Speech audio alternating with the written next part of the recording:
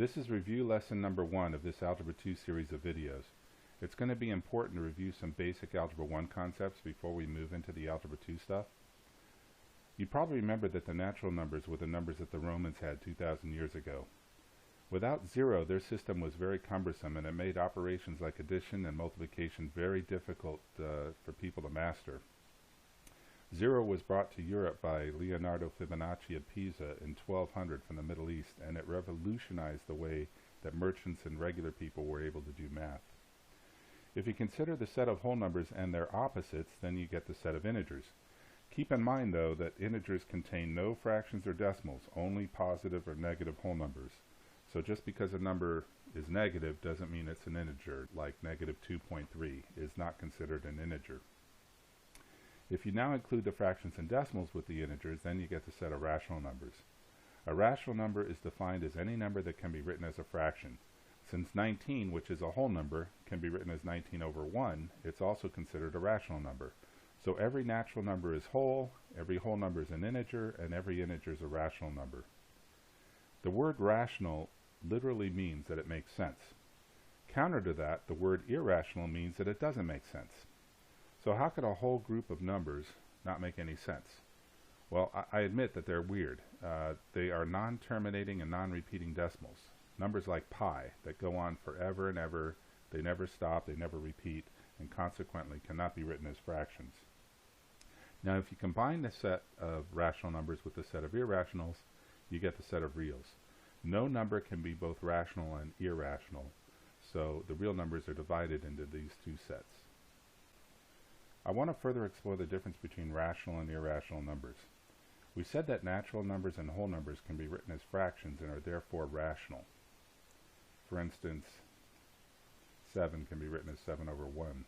2.09 is a decimal, but it can be written as 2 9/100. Repeating decimals can also be written as fractions. You may remember if the number repeats right after the decimal, then it can be placed over a series of nines.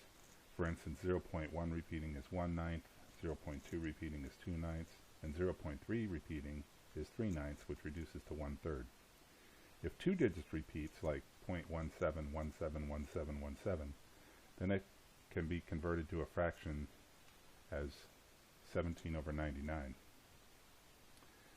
Irrational numbers are decimals that do not terminate and do not repeat, like pi, for instance, and the square root of 2, and the square root of 3, numbers like that.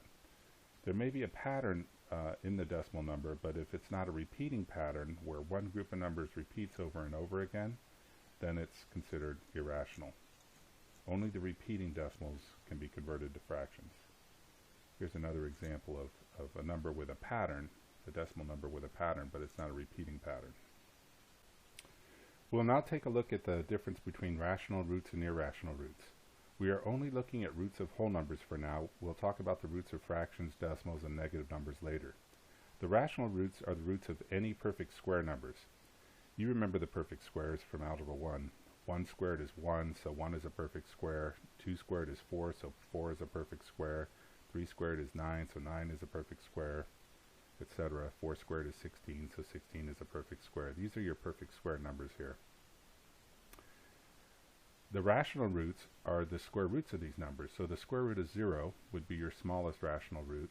Square root of 0 is 0. Square root of 1 is 1.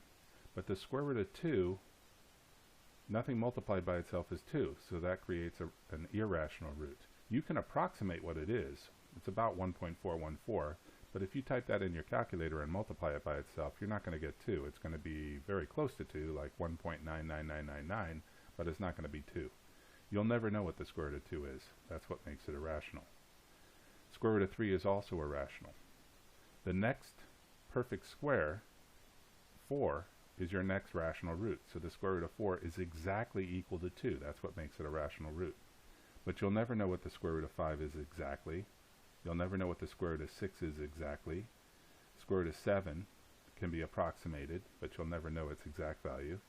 Square root of 8, same thing. Your next rational root would be the square root of 9, which is 3, exactly. Now what's your next rational root? Square root of 16, right?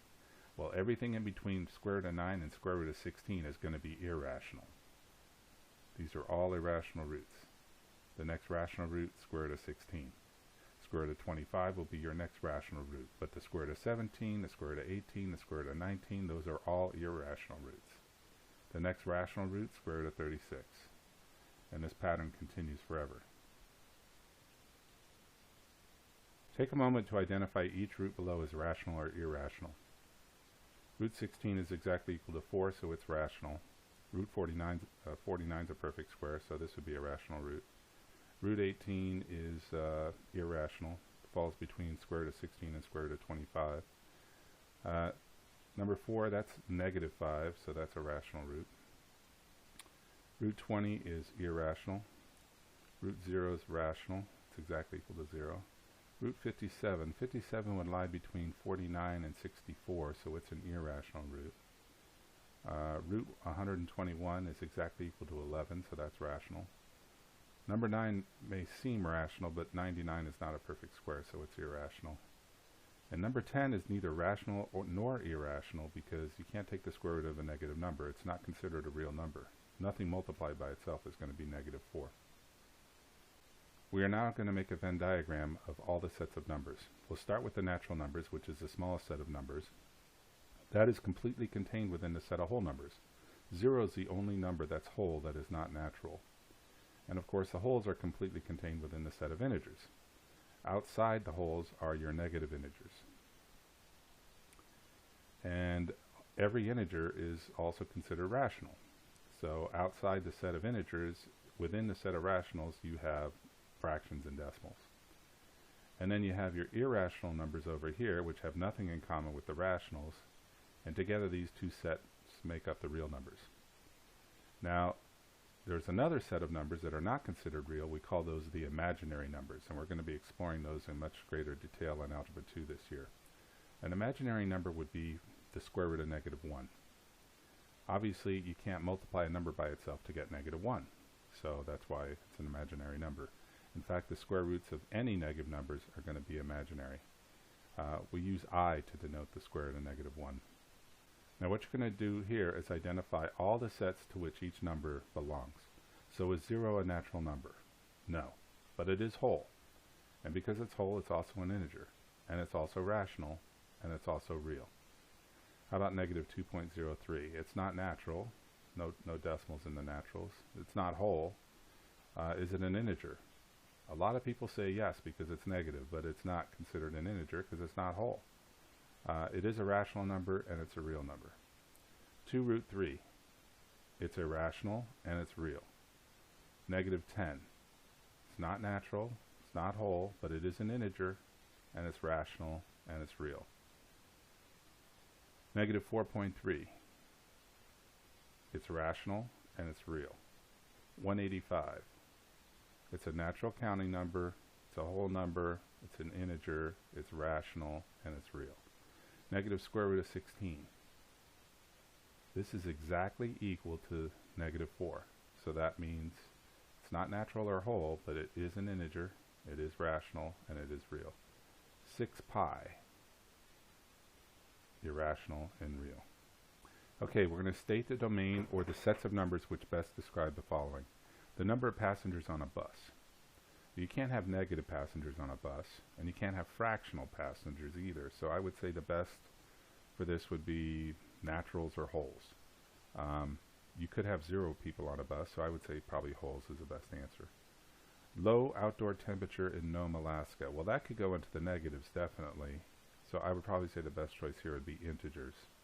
You could probably get away with rationals too if you wanted to include decimal degrees, but very rarely do they do decimal degrees, unless it's some sort of experiment or something. The amount of pizza a 3-year-old child would eat. It would be gross to consider negatives there, so I think we'll probably just stick with rational numbers, because you could eat part of a pizza.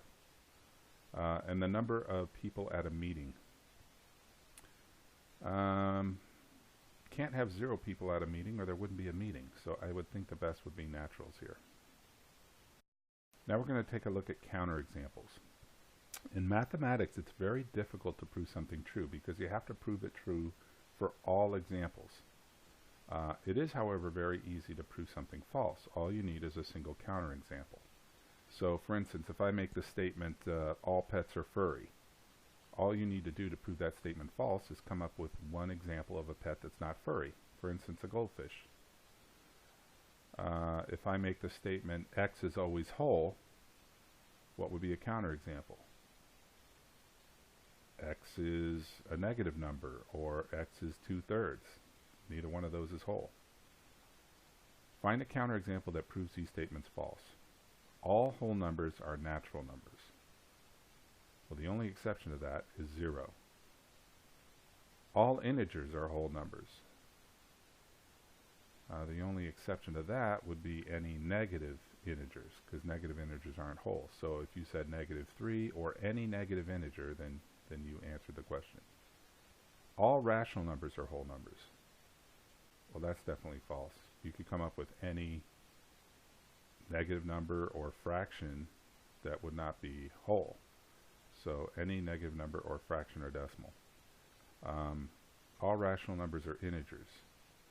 Not true. You could include decimals, fractions. That would be a counterexample.